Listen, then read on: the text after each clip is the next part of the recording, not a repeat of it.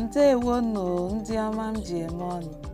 Eji m aka na unu dị ọfụma ebe ọbụla unu nọ na-ekiri ihe onyonyo a m na-ewetara unu.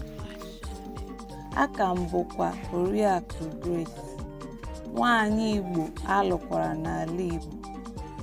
Ihe onyonyo a m na-ewetara gị bụ iji gosi gị etu esi amụ ụkwa ma ọ bụ ịsa ụkwa rere ere na mmiri. Biko lezie anya ka ịhụ usoro esi eme ya ka ịmụta etu esi eme ya.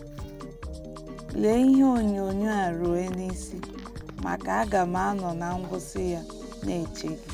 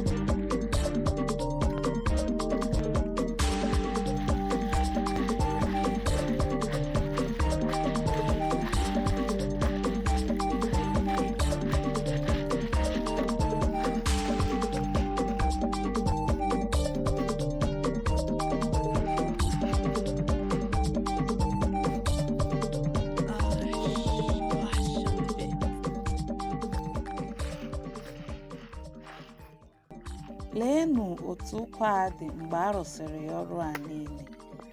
Eji m aka na ị mụtara etu esi amụ ụkwa n'ụbọchị taa. I meela maka ịnọnyere m.